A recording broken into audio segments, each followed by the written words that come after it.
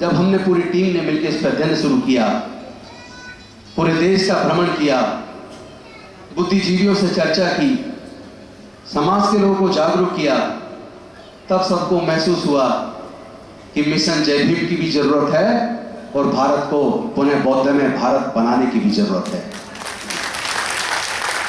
तभी हम लोगों ने एक नारा दिया और मैं चाहता हूं वो नारा आप मेरे साथ बोले, जाति तोड़ो, जाति तोड़ो, जाति तोड़ो, जाति तोड़ो। इसी सपने के साथ बौद्धमय भारत का निर्माण करने के लिए 14 अक्टूबर 2020 को दीक्षा भूमि में हमने संकल्प लिया कि हम भारत को बौद्धमय बनाने में ईमानदारी से अपनी भूमिका निभाएंगे। और हमने तय किया अशोक विजयदशमी 2025 को 10 करोड़ लोगों के साथ हम लोग अपने महापुरुषों की बहुमूल्य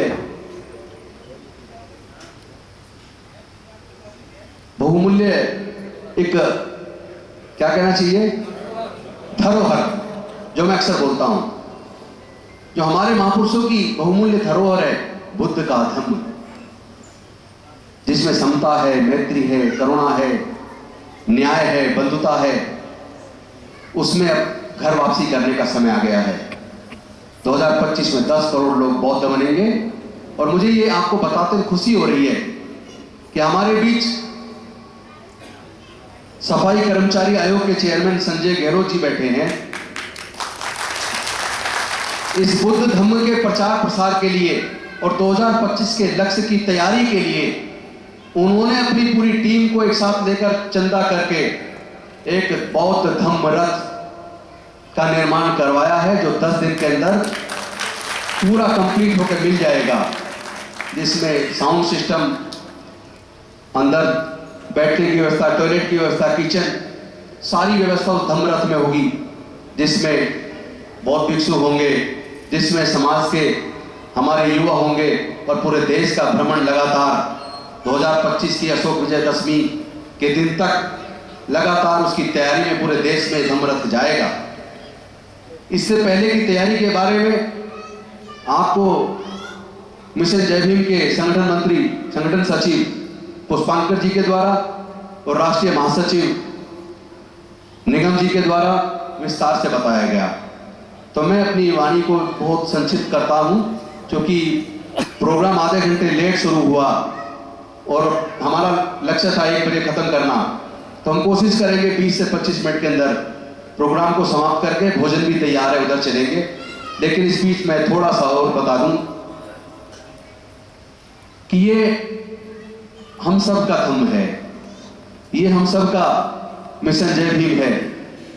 हमारा भी ये लक्ष्य रहेगा पूरे देश में घूमकर, जितने भी देश के अंदर बौद्ध विहार हैं, जितने भी देश के अंदर संत गुरु रविदास भवन हैं, जितने भी देश के अंदर डॉक्टर बाबा साहब अम्बेडकर जी के नाम से भवन हैं, जितने भी वाल्मीकि जी के नाम से भवन हैं, जितने भी कबीरदास जी के नाम से भवन हैं, जितने भी बहुजन महापुरुषों के नाम से संगठन हैं, हम पूरे देश में घूम घूम कर उन संगठनों की सूची बनाएंगे, उनकी कार्यकारिणियों से एक तालमेल बनाएंगे।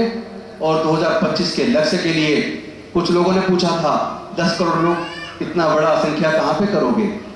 तो आज सबको शेयर कर रहा हूँ। जब हमारे यहाँ शादियाँ होती हैं, लोग एक पर्टिकुलर व्यक्ति से शादी की तिथि दिखाते हैं, तो कभी कभी एक ही दिन के अंदर लाखों शादी होती है और उन लाखों शादियों में करोड़ों लोग इकट्ठा होते हैं। होते हैं नहीं होते? तो जिन स्थानों पर शादियों के लिए वो करोड़ों लोग इकट्ठे होते हैं, उन्हीं स्थानों पर बौद्ध धम्म की दीक्षा के लिए, अपने बुजुर्गों की सांस्कृतिक विरासत में वापस आने के लिए उन्हीं स्थानों को हम लोग बुक करेंगे। उसकी पूरी तैयारी चल रही है। और आप सब लोग यहाँ जिस ऊर्जा के साथ, ऊपर भी पूरा पैक है, नीचे भी पैक है, कोविड का नियम का पालन करते हुए हम लोग इस प्रोग्राम को आयोजित कर रहे हैं। मुझे बड़ी खुशी हो रही है। बस अब एक ही बात है कि राजनीति में आने का सोचा नहीं था, बाई चांस आना हो गया। जब आ ही गए हैं तो क्यों ना हम राजनीति को समाज के विकास का एक हथियार बना दें। क्यों ना इस राजनीतिक कुर्सी के माध्यम से हम बाबा साहेब के बौद्धमय भारत का सपना साकार करने में अपना जीवन लगा दें।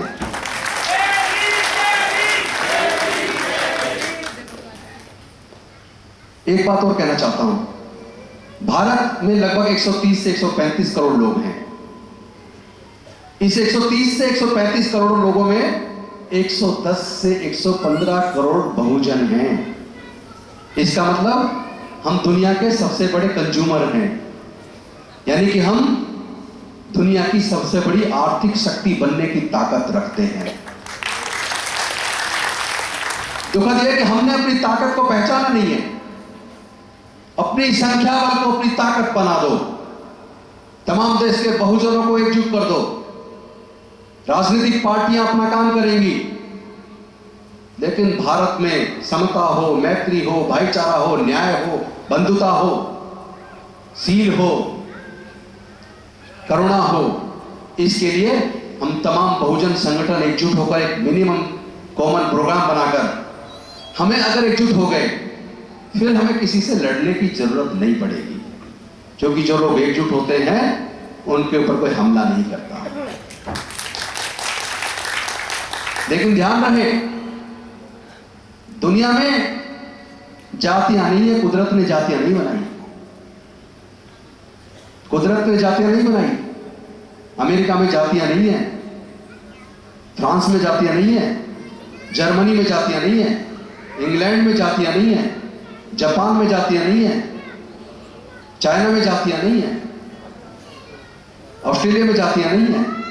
जातियां केवल भारत के सब कॉन्टिनेंट में हैं, और जिन लोगों ने जातियां बनाई उन्होंने देश के सारे संसाधनों पर कब्जा कर लिया है।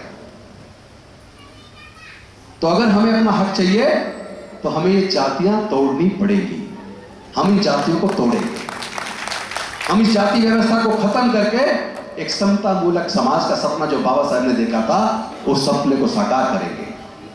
आओ हम लोग मिलकर अपने समाज को सशक्त बनाने के लिए अपनी संख्या को हथियार के तौर पर इस्तेमाल करते हुए एक आर्थिक शक्ति का आगाज करें।